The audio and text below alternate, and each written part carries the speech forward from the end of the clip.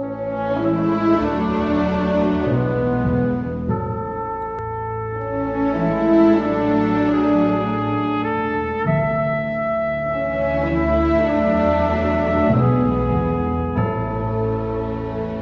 to the Quill and Sword, Episode 4. I'm Captain Joel Hood from the Center for Law and Military Operations, that's CLAMO.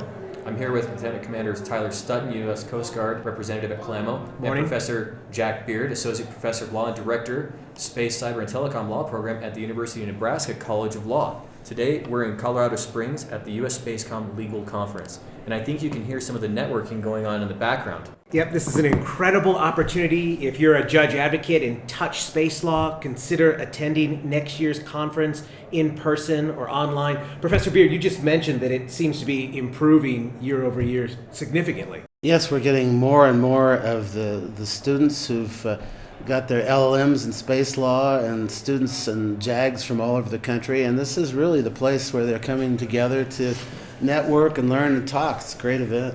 And have you been coming every year, sir? This is its third rendition, and I've been here since the first one. I was a keynote speaker last year, but it is really the only event like it in the country for space law. Can you give us, sir, an overview of your career, how you ended up in space law, and your experience with the military as well? Well, first, I just have to say that everyone out there in the JAG Corps, you've picked the right field. It is a fantastic career that leads in a whole lot of great directions, not just while you're in the military, but after you've left the military as well. I graduated from Georgetown in the ROTC program. I was a Russian and international affairs major. I took a deferral from doing my active duty to University of Michigan. Then I went off to join the JAG Corps and had a lot of great assignments in the JAG Corps. And then after serving my 4 years, I immediately converted to reserve service. Started working the Secretary of the Army's office. Eventually made my way to DoD General Counsel, or the Secretary of Defense's office.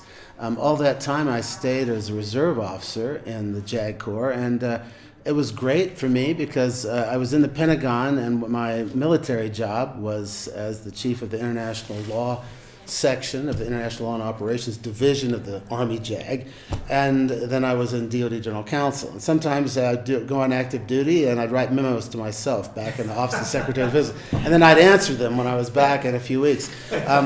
So I got the best of all these different worlds. I got to see the entire world negotiating agreements for the Defense Department. I was the Secretary of Defense's main guy for international agreements, and I got to see everything JAGs do all over the world, and then I was frequently called on to active duty.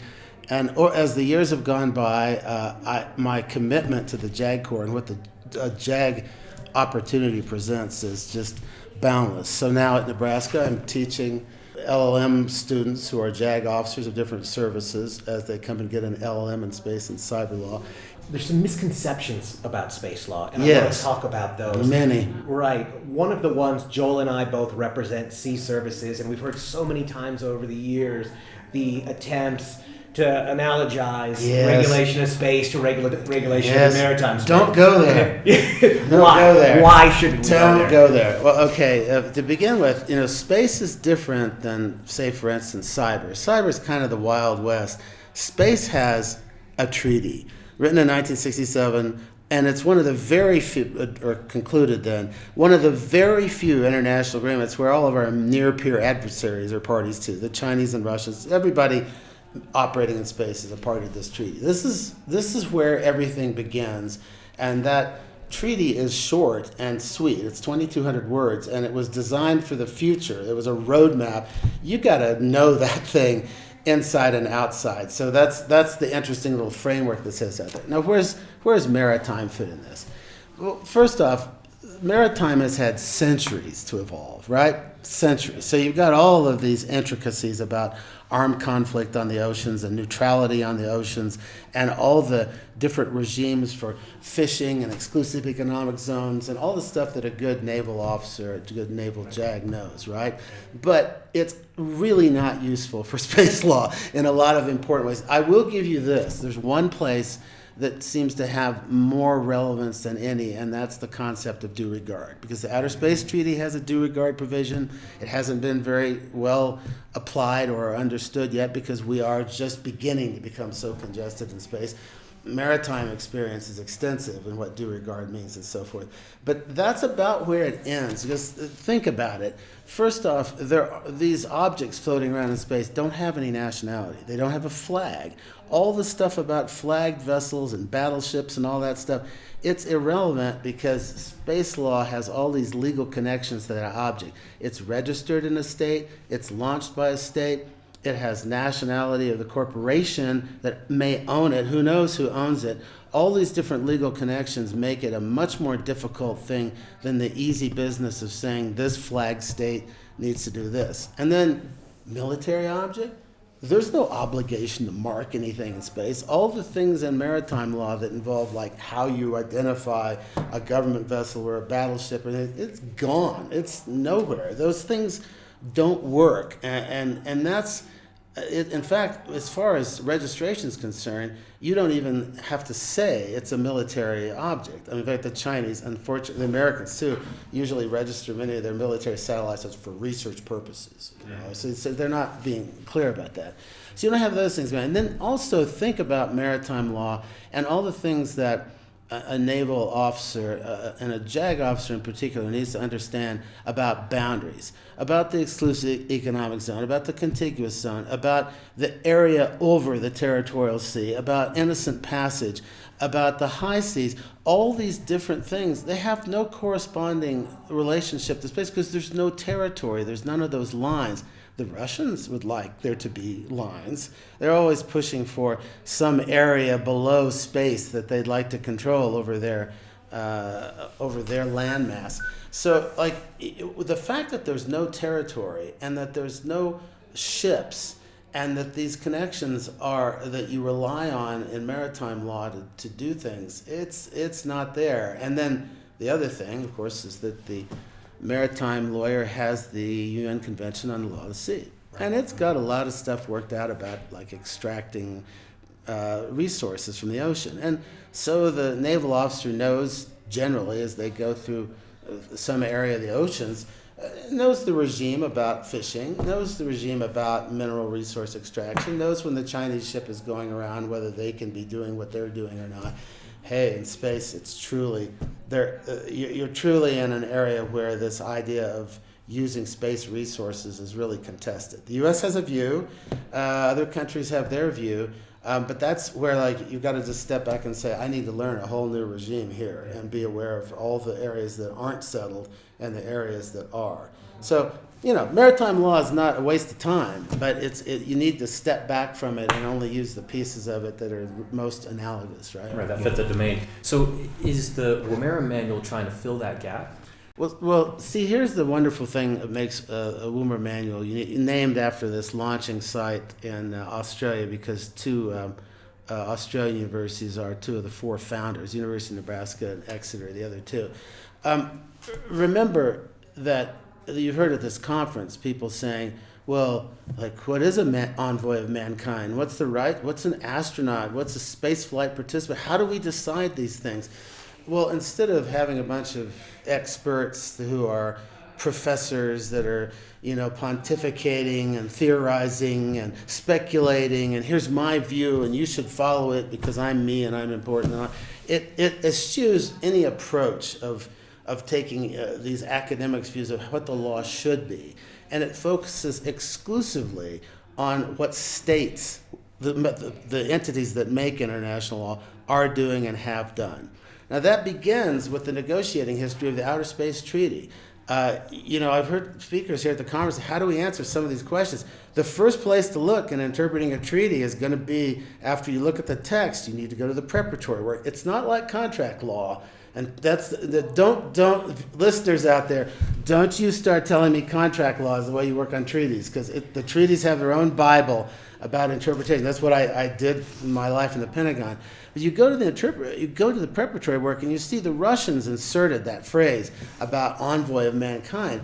And during the discussions, some of the countries were saying, whoa, what does that mean? Does that mean like a diplomatic passport or something? And at the end of it, the Russians said, no.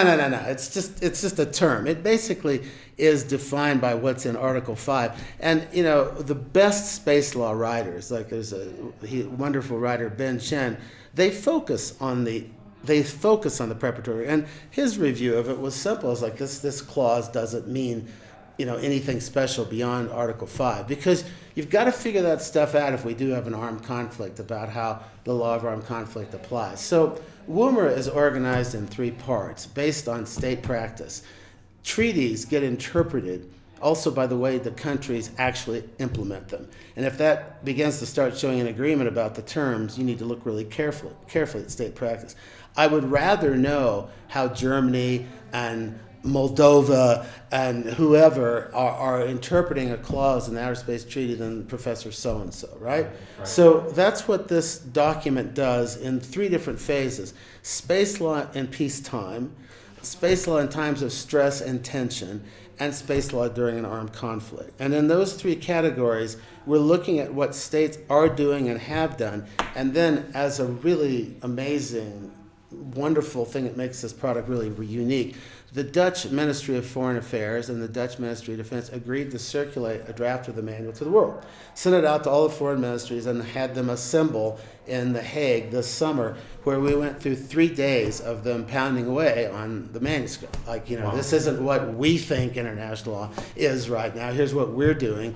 And then they also submitted written comments. So for the last year of my life, that's been what I've been doing, to make this document shaped by state practice. So when you pick it up, you're reading something that states have contributed to, because that's really the best place to determine what the law is and what its contours are for its future and its development.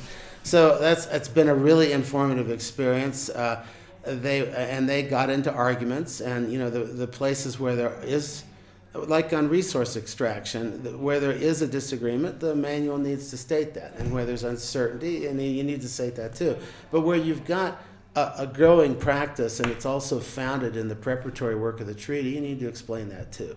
So that's what the experts were in charge of working on this, and not each person's opinion about what the best way to develop space is. So it follows other manuals, like you'd mentioned, San Remo and Tallinn, but it has a little bit different take, because it has to be about the implementation of this treaty and state practice.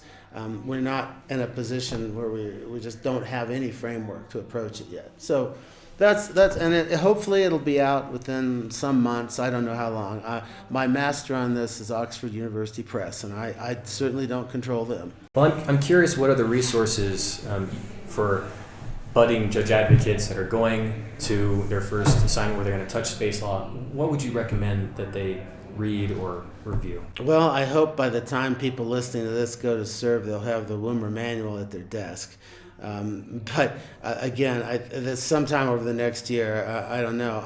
I'm a big fan at some point in your career, and I did this in mine, going out and getting an LLM just to, it's not going to change your life in terms of, wow, now I'm eligible for this and that and this and that, but going out and getting some continuing education, because we all know that when you leave college, you begin to appreciate, oh my gosh, that was fun to be back there talking, thinking, drinking, doing the things you do in college.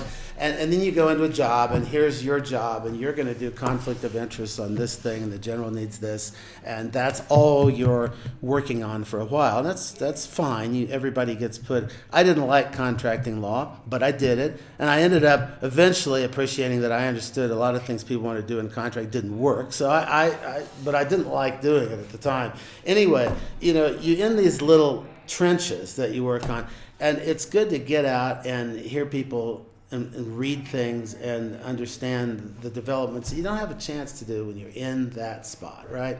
So things you can do to open that up. As I noted, I have different people in different levels of their career coming out to get online work with our university, and the others are available too. So that ends up being one thing. As far as other texts, it's amazing so little has been written about military activities in space. Part of that is because there's a kind of a cabal out there that's always disliked the idea of the military even being in space. And it's been a group that's dominated a lot of publishing with the idea that, hey, in the early 60s, there were people who said peaceful purposes means no military in space. Well, that's never been the truth, and that's not what happened in the Outer Space Treaty. But there's a reluctance to write and work in this area, and especially at the United Nations, you see all these countries, we don't want to talk about the law of armed conflict in space, because that would legitimize the law of armed conflict in space. Now that's hilarious from the perspective, what's the purpose of the law of armed conflict? One of the primary purposes is to protect the civilian population, right? But they've eschewed talking about it, say, well, we're above that. But recently at this open-ended working group at the UN, they were talking about better behavior in space, and the Wilmer Manual manuscript was mentioned. And for the first time ever, the Chinese government, they've always just said they'll never talk about the law of armed conflict because they're against legitimizing the law of armed conflict. They actually came out and talked about the Wilmer Manual and criticized it, which made me happy. They all these complicated things, how do we settle? I said, well, you should read the book. But so you've got these opportunities out there now to be reading on some military matters in space, but there's not a whole lot of literature, unfortunately, to turn to.